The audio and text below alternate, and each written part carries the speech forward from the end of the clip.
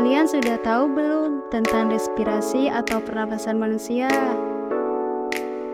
Jadi, sistem respirasi manusia merupakan suatu susunan yang sangat kompleks. Setiap sel dan jaringan yang menyusunnya memiliki fungsi dan peranannya tersendiri. Strukturnya yang begitu rumit menjadikan sistem ini begitu istimewa untuk menopang kehidupan manusia. Tujuan dari sistem respirasi adalah untuk memperoleh oksigen dari udara ke jaringan tubuh dan membuat karbon dioksida. Dapat dibedakan menjadi dua, yaitu yang pertama pernafasan dada dan pernafasan perut. Pernafasan dada merupakan pernafasan yang menggunakan gerakan-gerakan otot antar tulang rusuk.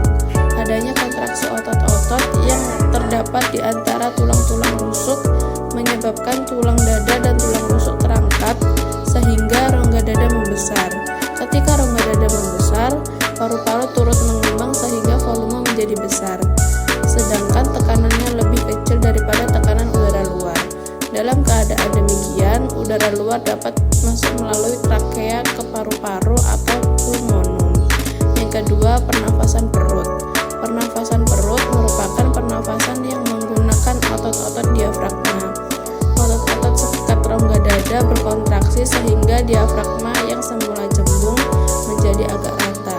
Dengan demikian, paru-paru dapat mengembang ke arah perut atau abdomen. Pada waktu itu, rongga dada bertambah besar dan udara terhirup masuk. Ini memperlihatkan kerja dari diafragma yang berkontraksi dan akhirnya udara masuk ke paru-paru. Lihat balonnya mengembang dari bahan-bahan sederhana ini. Udara masuk lewat hidung dan akan diteruskan lewat trakea. Ini bagian sedotan yang atas, ini melambangkan trakea lalu masuk ke percabangan trakea, dan di bronkus masuk ke bronkiolus, yaitu cabang-cabang dari bronkus dan masuk ke gelembung-gelembung udara, yaitu alveolus. Nanti kapiler darah, terjadilah pertukaran antara oksigen dan karbon dioksida lewat model pernapasan yang kita buat hari ini. Kita jadi mengetahui bagaimana teknik pernapasan perut kalau gambaran melalui tangan ini, posisi yang sama saat berelaksasi atau saat kita tidak memasukkan udara ke dalam paru-parunya menjadi dasar dan volume udara di paru-paru lebih besar, lalu kita hembuskan udara kembali, diafragmanya mencekung, volume udara di dalam paru-paru berkurang, jadi memperlihatkan atau memperhatikan perut. Yang keempat yaitu proses kerja sistem pernafasan manusia. Proses kerja sistem pernafasan manusia juga sering disebut dengan respirasi. Seperti yang dijelaskan oleh National Heart, Lung and Blood Institute, pernafasan dimulai ketika manusia mengambil udara dari sekitar lewat hidung dan masuk ke tenggorokan. Setelah itu, udara akan turun melewati laring dan masuk ke dalam trakea. Di saat bersamaan, manusia menarik nafas, kemudian diafragma dan otot-otot di antara tulang rusuk manusia menyusut untuk menciptakan ruang kosong di dalam rongga dada.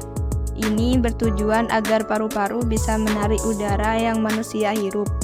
Setelah udara masuk bergerak sampai ke ujung trakea, udara akan melewati bronkus dan masuk ke kedua paru-paru. Setelah itu, udara mengalir ke bronkiolus dan terus mengecil sampai udara mencapai ujung cabang. Di ujung cabang bronkiolus ada kantung kecil udara atau alveoli.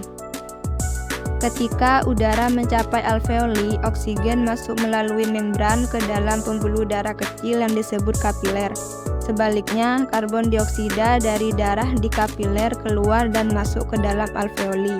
Setelah oksigen dan karbon dioksida bertukar tempat di alveoli, rongga dada akan mengendurkan otot diafragma sehingga diafragma melonggar. Ini memungkinkan karbon dioksida bergerak naik untuk selanjutnya dikeluarkan lewat paru-paru, lalu dihembuskan melalui hidung.